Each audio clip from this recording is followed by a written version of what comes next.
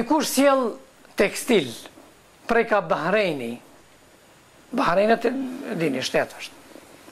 Edhe e sjell, Omeri fillon vendos që t'u andaj muslimanve atë tekstilin, basë më shembull, apo tekstil për rroba.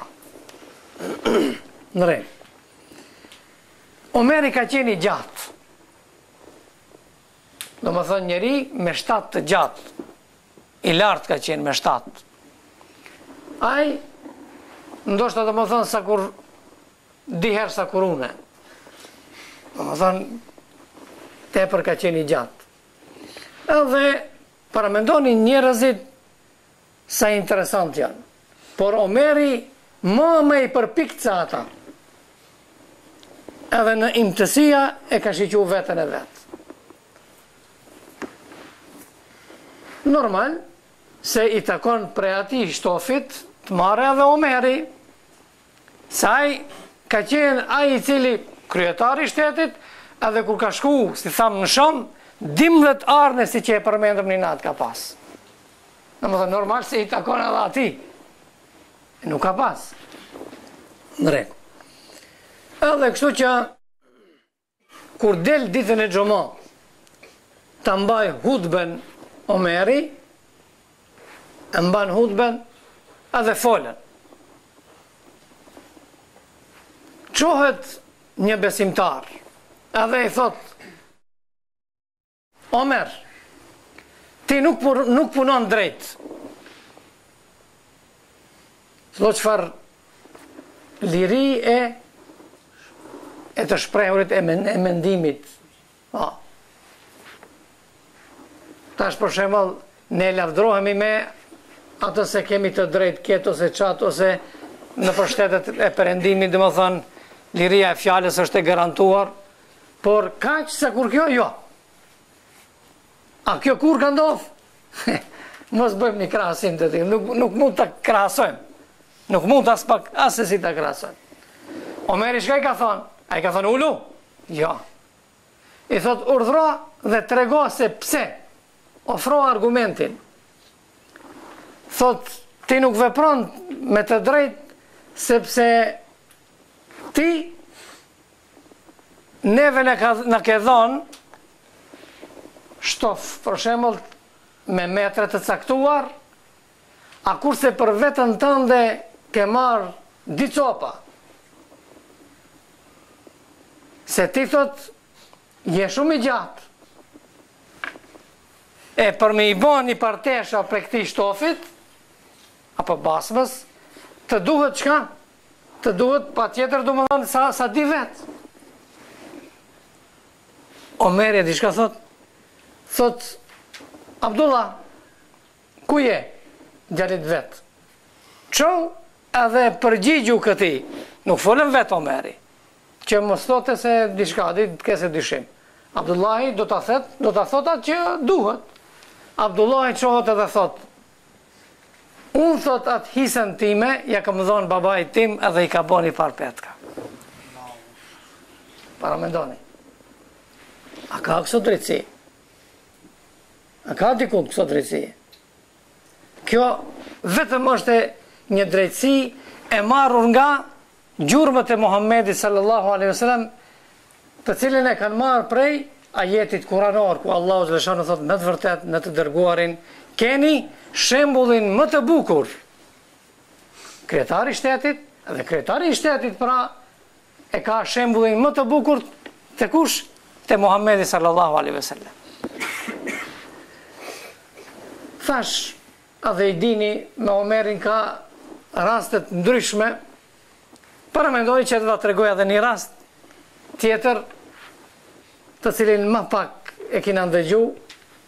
Thot, një ditë prej ditëve, Omeri me Abdurrahman bin Aufin ecin natën. Kur ecin, duke ec natën, vëzhgojnë, shohën se kanë ardhë disa musafir. Atëherë nuk ka pas hotele, po as hane nuk ka pas. flitet dhe më thënë herët. Edhe çka bën Omeri? E thirr edhe një shokun e vet, a dhe thot, ne thot sonte do të bëjmë, do t'i ruajmë këto musafirët, këto beduinët apo udhëtarët. Mos u ndodh diçka. A dhe paramendoni, Omeri deri në mëngjes bashkë me atë shokun e vet kanë ndajt atij. Jo, afër ti pengoj ato. Ma larg, por pa gjumë ka dhejt. Nuk ka fjet, paramendoni. Nuk ka fjet, se e ndjen vetën e vetë se është përgjegjes me undodh atyre diçka. Përgjegjes.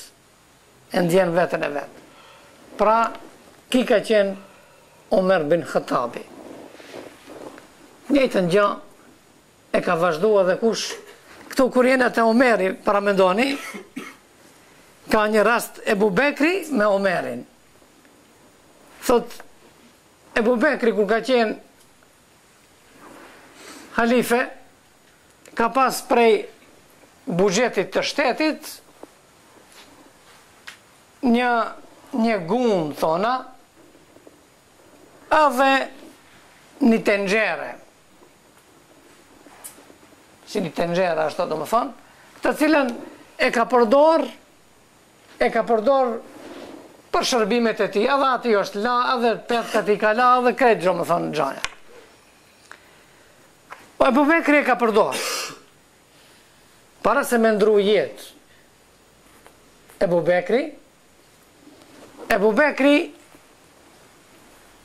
thot, t'ja dërgoni ati që do të vi pas meje ketë. Paramendo, kur ja ka ndërgu Omerit, ajo veç mo gati është hangër krejt gjatë përdorimit. Paramendo, është hangër krejt, edhe e ka ndërzu Omerit. Omeri kur e ka pa, paramendoj çfarë njerëz të devotshëm kanë qenë. Kur e ka pa atë, ka thonë, o Ebu Bekër, me të vërtet e ke ngarku Omerin me një gjë shumë të rëndë. Paramendo, do më thënë e ka pase, ti ke qenë shumë e manetësi, e ke ruajt ketë. Pra edhe unë duhet një gjë të tillë të bëj. Paramendo, do më thënë çfarë njerëz kanë qenë. Kalojmë te Hazreti Osmani.